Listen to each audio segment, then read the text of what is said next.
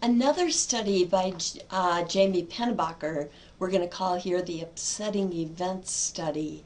And again, you don't need to memorize the year, but in 1986, Jamie Pennebaker had undergrads write about trivial things, for instance, describing a room in their house, or had them write about an upsetting event in their life.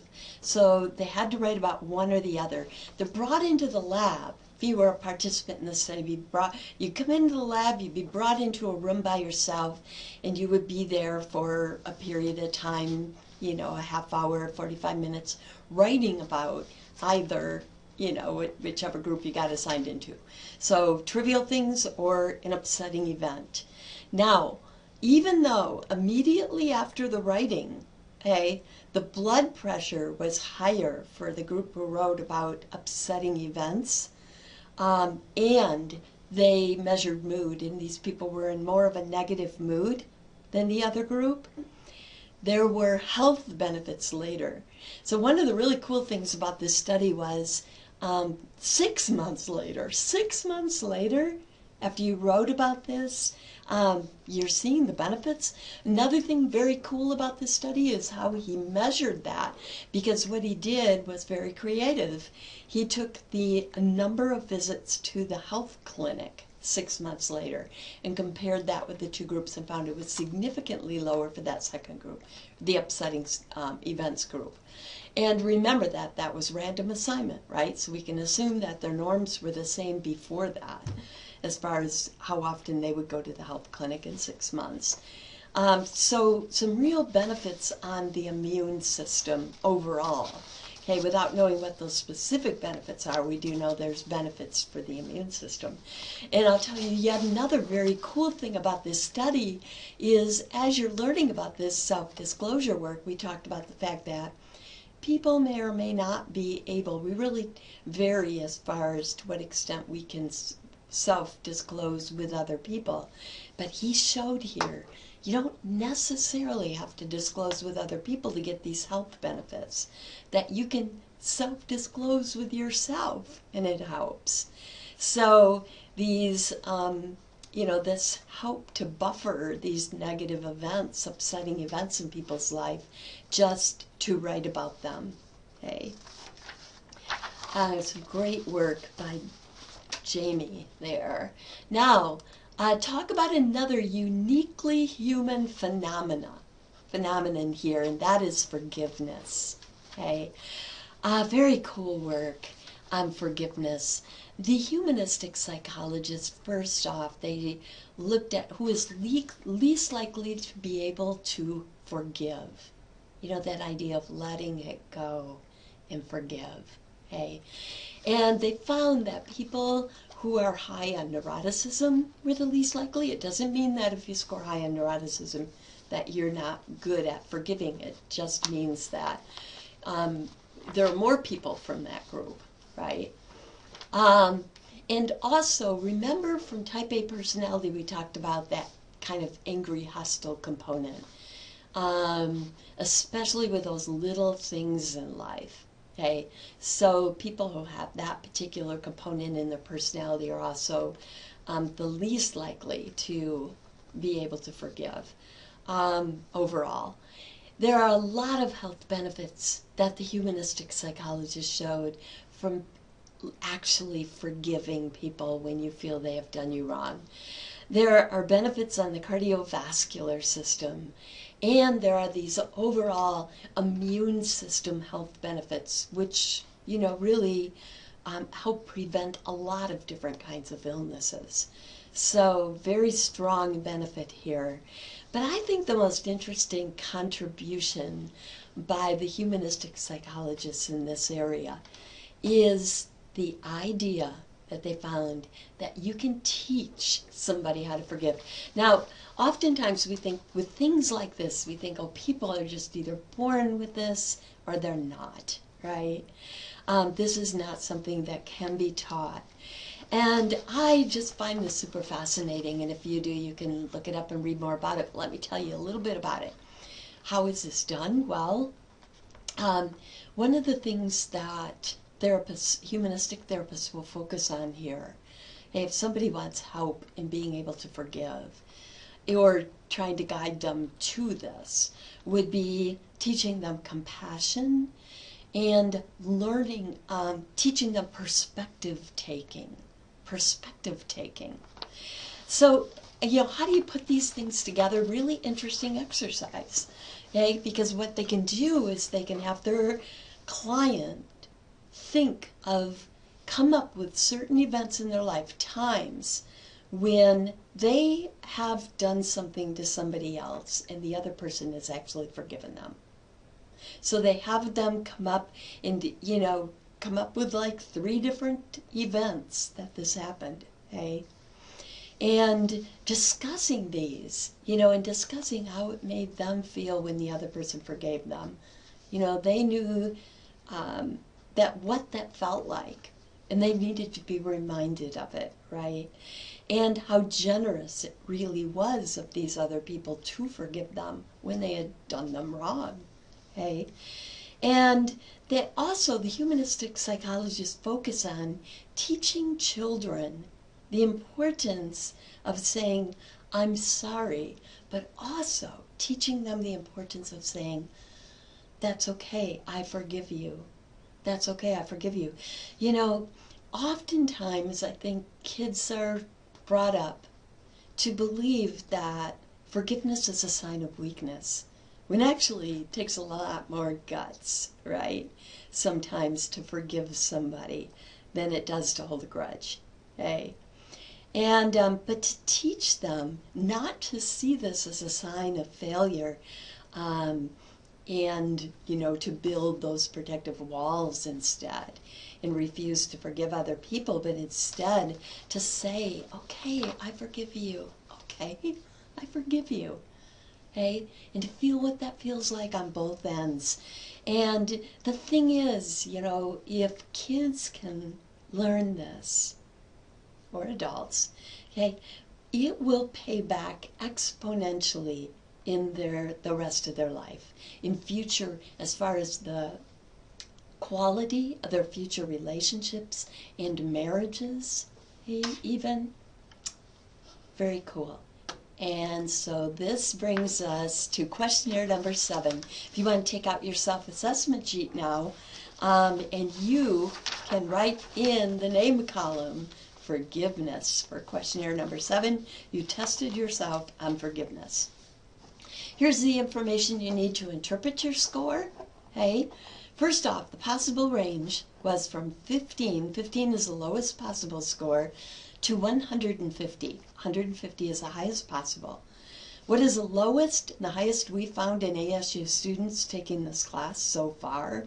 Out of approximately 500 students, the lowest score so far has been 16. You haven't quite reached that bottom point, but the highest score has been 105. So maybe we'll have someone in this class surpass that. But so far the highest score that we have for ASU students is 105. And the ASU student mean is 70. 70.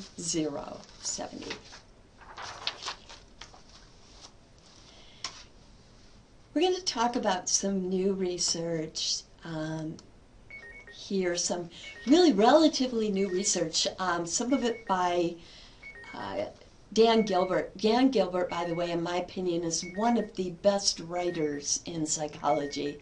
So, knowing how to write a technical article, anybody can learn that, but to also be kind of a creative writer on top of that, I'm not so sure about that.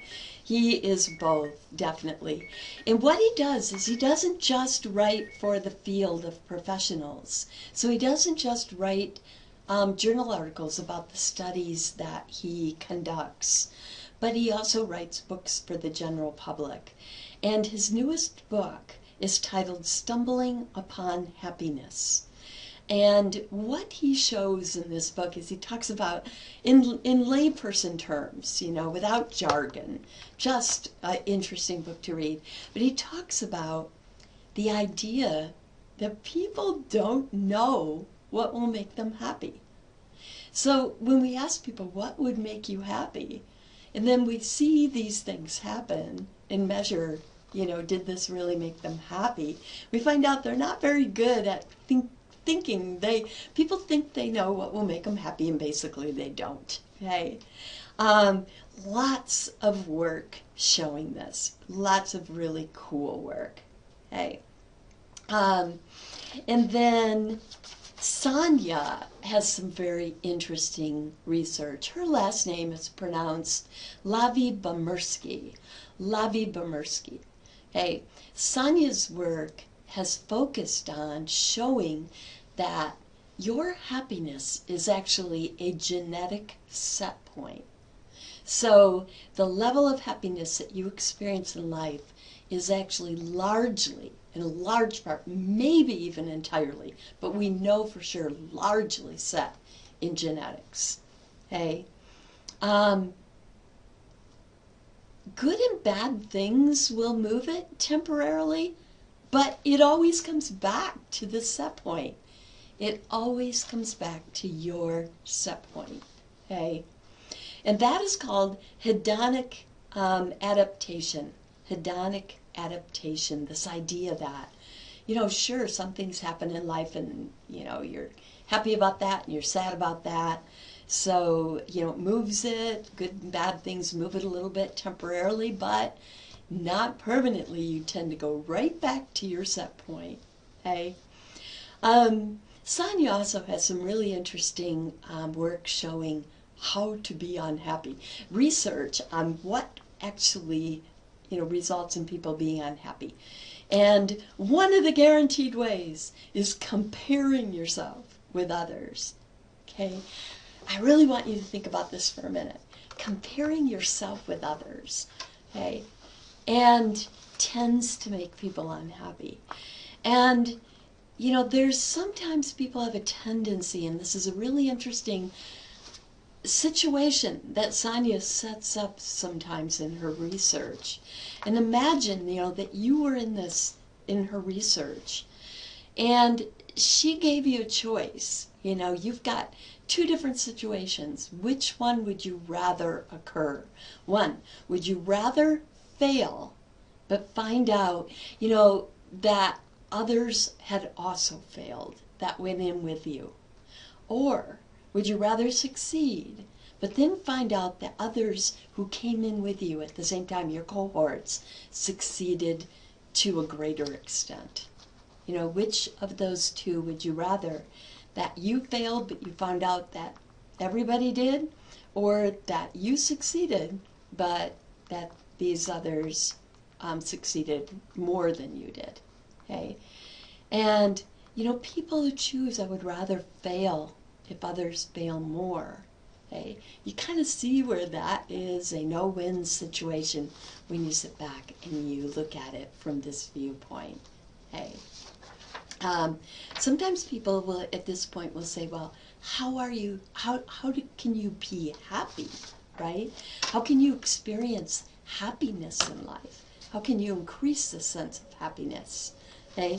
And this is where we go back to Dan Gilbert, and he has shown that keeping a gratitude journal, really helps to increase your sense of happiness. So you can actually move from that set point, that genetically determined set point, okay, by doing something, which is keeping a gratitude journal. This brings us all the way back to that positive shrinking study, right? Remember that, what did those people have to write about in the group that was successful in losing weight, even though none of them were trying to lose weight? And it was the group who had to write about things they really valued in their life. So that's a pretty powerful message coming through in many different studies in many different ways. Keeping a gratitude journal, even if it's just 5 minutes a day, in the morning if you're a lark, at nighttime if you're an owl, or any other time if you're in between or would rather. Very cool way of doing that. Okay, speaking of gratitude, I wanted to play this clip for you, which is my favorite example of gratitude. And this is from a movie, actually a very good movie. It's a little independent film that is called Happy Thank You More Please. But it's happy thank you more please is one word. So if you try to look this up, remember that, you know, you have to combine all those words. Happy thank you more please, and here we go. I'm going to put this headset on because it is the only way that I can hear the audio while you're hearing it, and I can tell when it ends. But please don't let that distract you.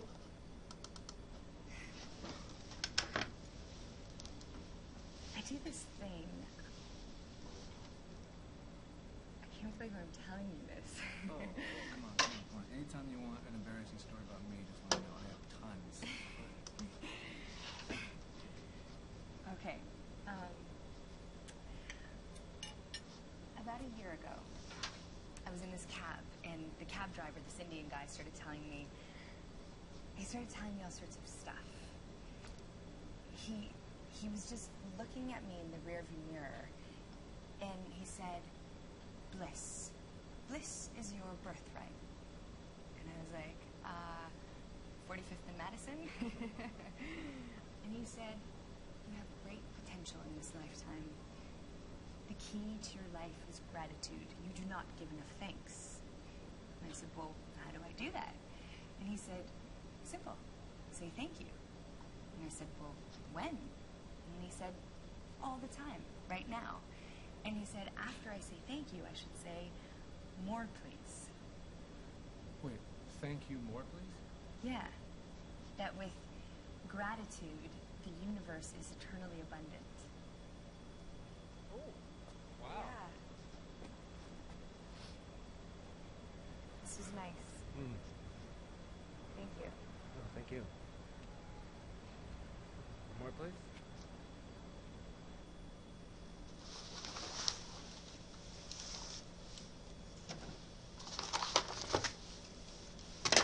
Okay. Again, that's from the movie Happy Thank You More Please.